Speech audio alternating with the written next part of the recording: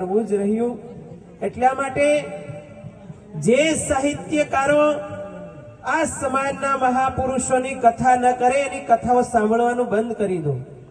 શા માટે આવો અન્યાય ને શા માટે આવો ભેદ કરવામાં આવે છે?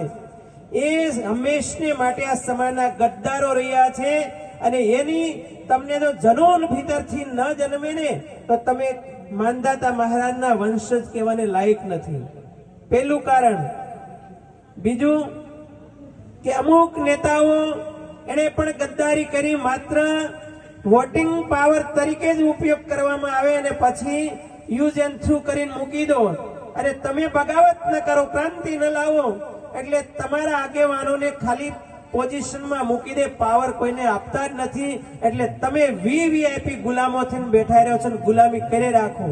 વર્ષોથી મુગલોની ગુલામી, પછી અંગ્રેજોની ગુલામી અને પછી અમુક પાર્ટીઓની ગુલામી, ક્યાં સુધી તમે ગુલામી ભોગવતા રહેશો?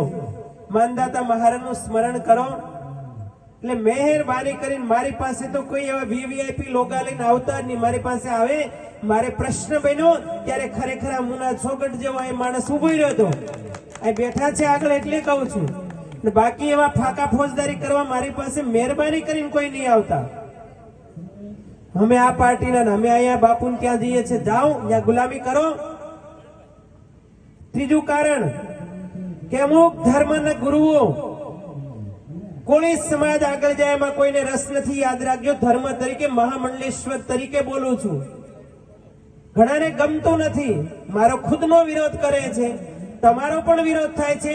અરે એવા તમારી મારે શબ્દો બધા બેઠા છે એટલે બોલવું નથી કે જ્યાં તમે એવી ગુલામી કરો છો, જ્યાં તમે એવા ફાતડાપણા, એવા ભડવાપણું લઈને તમે બેઠા હોય અને સમાજના થઈને જ્યારે તમે એવાની ગુલામી કરો, એવા ધર્મ ગુરુઓની ગુલામી કરો અને મારી સામે તમે આવો, માંધાતા મહારાજના વંશ જ નથી, યાદ રાખજો।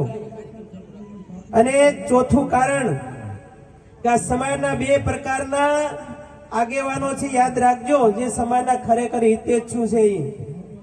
એક કે સમાજના ખરેખર ઉત્થાન વિકાસમાં જેને રસ છે અને બીજા સમાજના એવા આગેવાનો છે જે સમાજનો માત્ર ઉપયોગ કરે, સંગઠનો બનાવે। એ તમે સંગઠનો શા માટે બનાવો? ખાલી સમાજનો ઉપયોગ કરવા માટે? અને પછી સમાજનો પ્રશ્ન આવે ત્યારે કોઈ ઊભું નથી રહેતું। એટલે એવા જે સમાજની સાથે ગદ્દાર